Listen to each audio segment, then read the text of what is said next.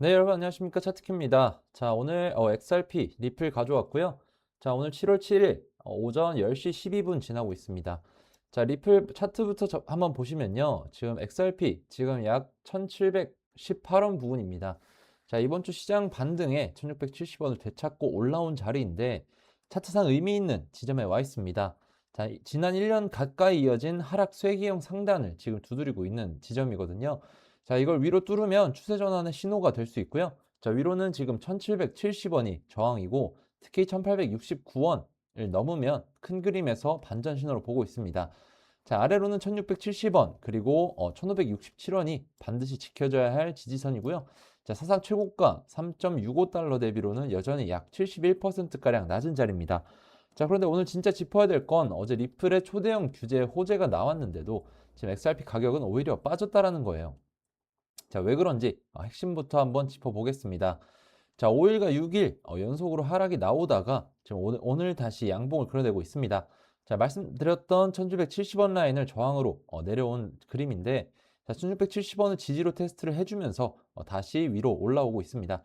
자, 볼린저 밴드 중단선 위쪽에서 캔들 움직임이 나오고 있고, 자, 현재 밴드 스퀴즈 형태도 보여지고 있기 때문에 자, 1차 저항 라인과 지지 라인 내에서 횡보하는 그림을 그려주면서 자, 거래량과 추가 보조 지표가 같은 신호를 보여주는 것까지 당 상승 신호로 확인할 수 있겠습니다.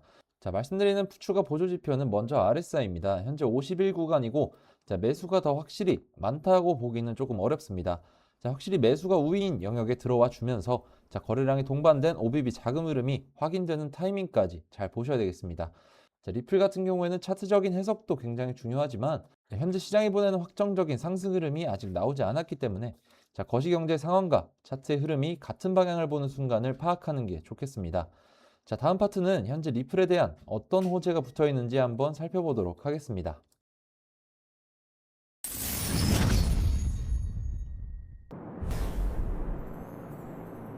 자, 이어서 리플 종목 자체에 붙어 있는 내용들 짚어드릴 건데요.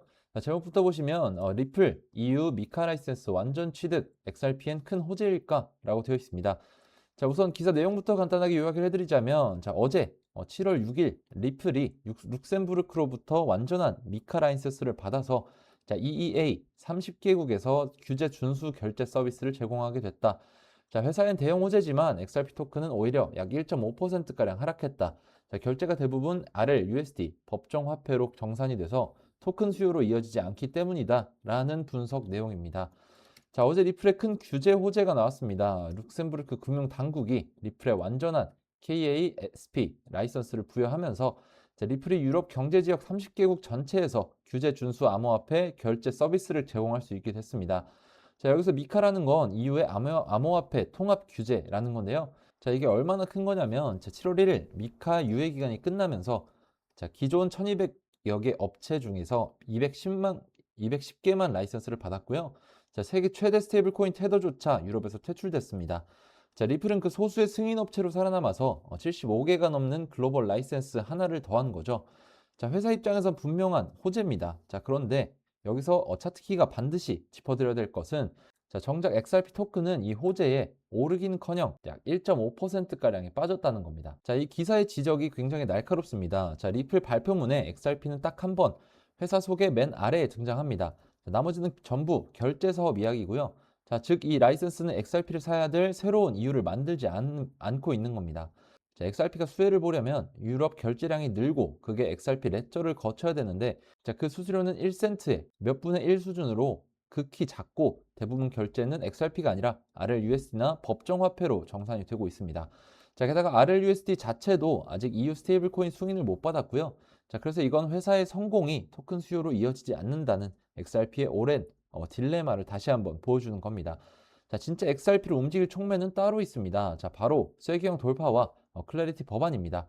자, 그래서 거시 흐름을 보셔야 되는데요.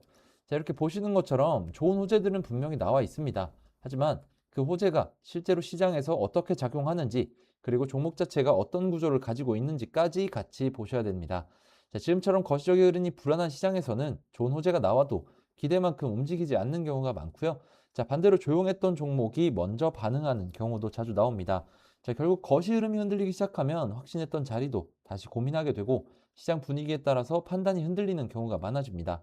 그래서 저는 좋은 종목을 찾는 것보다 지금 시장이 어떤 방향으로 움직이고 있는지, 그 안에서 어떤 종목들이 먼저 반응하고 있는지를 더 중요하게 보고 있습니다. 자, 그리고 바로 이런 구간에서 기준이 있는 사람과 기준이 없이 대응하는 사람의 결과가 생각보다 크게 달라진다라고 보고 있는데요. 자, 그래서 지금부터 제가 실제로 어떤 기준으로 종목을 선별하고 왜 그 자리를 중요하게 보는지 하나씩 설명드려 보겠습니다.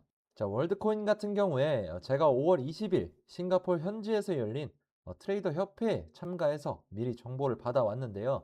자, 단순히 정보만 가지고 매매를 하게 되면 언젠가 한번 정말 큰 손실로 이어질 수 있습니다. 저는 정보와 이런 차트의 유동성을 교차적으로 검증을 해서 더블 크로스가 형성된 그런 확실한 종목들만 진입을 하는데요. 자, 그래서 화면에 보시면 자, 이게 저희 트레이딩 팀이 만든 거래량 스캐너입니다. 자, 갑자기 거래량이 급증하거나 고래 투자자나 세력들의 매집 신호를 포착해서 실시간으로 데이터를 전송해 주는데요. 자, 이쪽에 있는 화면에 보시면 자, 5월 26일에 거래량 스캐너에서 처음 포착이 됐고, 자, 1일부터 3일까지도 포착이 되는 모습을 볼 수 있습니다. 자, 그래서 차트 보시면 자, 26일자에 거래량 이상 진호 포착된 거 확인해 볼 수 있고, 자, 1일부터 3일, 4일까지 연속해서 거래량이 안 빠지는 모습 보여주고 있습니다. 자, 지금 화면 보시면 6월 1일 00시 15분경에 이런 식으로 미리 사인이 나갔고요. 자, 다시 차트 돌아가서 보시면 자, 6월 1일 00시 부근에서 거래량이 눈에 띄게 올라온 모습을 보실 수 있고요. 자, 이후로도 꾸준한 상승이 보여주고 있습니다. 자, 월드코인 같은 경우에는 1차로 810원이 목표가였기 때문에 미련 없이 최종적으로 익절했고 다음 더블 크로스 대기하고 있는 상황입니다. 그래서 이런 어려운 시장에서 어떻게 매매할지 모르시겠는 분들, 애매하신 분들, 이 더블 크로스 가지고 매매를 한번 해보시기 바라겠고요. 저와 함께하는 그런 구독자분들은 이미 수익 챙겨가고 계십니다. 대신에 항상 말씀드리는 리스크 관리는 확실하게 가져가 주셔야 되고요. 자, 이런 것들이 제가 항상 말씀드리는 원칙이자 기준이고, 여러분들이 제일 어려워하시는 게 바로 이런 겁니다. 자, 더블 크로스와 리스크 관리를 같이 할 수 있는 그런 기회를 잡으시려는 건데, 그냥 아무 종목이나 다 더블 크로스가 만들어지는 게 아니라고 말씀을 먼저 드리고요. 제가 100% 수익 만들어 드린다고 말씀드리는 것도 아닙니다. 하지만 지금 이 더블 크로스에 근거해서 진입을 했을 때 승률이 95% 이상 나오고 있는 거 확인되고 있고요. 자, 수익을 많이 가져가려는 전략보다 잃지 않는 그런 매매를 하는 것이 중요하다라는 말씀을 드리고 있습니다. 자, 그래서 이런 신호들을 놓치고 싶지 않다, 정확한 기준에 근거한 매매를 해보고 싶다라고 하시는 분들은 자, 구독과 좋아요를 눌러주시고 제 영상 고정 댓글에 있는 링크를 확인해 주시거나 자, 위에 보이는 제 개인 번호로 문자 차트키 간단하게 하나 남겨주시면 자, 여러분들이 어려워하는 자리나 애매한 자리 또는 거시 흐름에 눌려서 대응하기 힘든 그런 부분들까지 제가 같이 도와드리도록 하겠습니다. 자, 리플 같은 대형 알트 종목은 비트 흐름의 영향을 상당 부분 반영합니다. 자, 그리고 비트는 전체적인 거시 흐름의 방향이 좌우가 되기 때문에 현재 전체적인 시장 흐름에 관련된 기사를 짚어드릴 건데요. 자, 제목은 미국 물가 전망이 비트 강세를 뒷받침 3월 이후 최고의 주간이라고 되어 있습니다. 자, 거시는 이번 주에 굉장히 우호적으로 돌아섰습니다. 자, 기사에 따르면 비트코인이 7월 5일 끝난 한 주 동안 약 7%가량 올라서 3월 이후 최고의 주간을 기록했습니다. 자, 원동력은 채권 시장의 기대 인플레이션입니다. 자, 시장이 예상하는 2년지 물가를 나타내는 지표가 20년 이후 처음으로 연준 목표치인 2% 아래로 내려갔습니다. 자, 유가도 이란 전쟁 이전 수준으로 내려왔고요. 지금 이게 의미하는 건 연준이 금리를 올릴 이유가 약해지고 오히려 다음 수준은 인하일 수 있다는 겁니다. 자, 강달러 기대가 흔들리면 비트코인 같은 위험 자산은 우호적인 거죠. 자, 다만 차트키는 정확한 내용을 짚어드립니다. 자, 여기에 반론도 있는데요. 유가가 내렸다고 승리를 선언하긴 이르고 서비스 물가는 여전히 끈적해서 연준이 더 오래 higher for longer 유지 가능성이 있다라는 겁니다. 자, 그리고 XRP의 진짜 중요한 건 따로 있는데요. 바로 클래리티 법안입니다. 자, 상원이 7월 13일에 복귀해서 8월 휴회 전에 표결을 시도하는데 이게 통과되면 XRP 상품을 지위가 확정돼서 기관 매수의 법적 걸림돌이 사라집니다.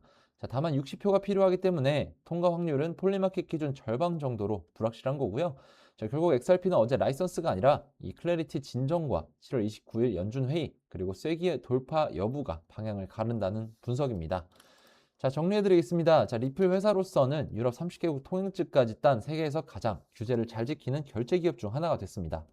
하지만 냉정하게 보셔야 됩니다. 어제 그 큰 호재에도 XRP가 꿈쩍하단 게 이 종목의 본질을 보여주는 거죠.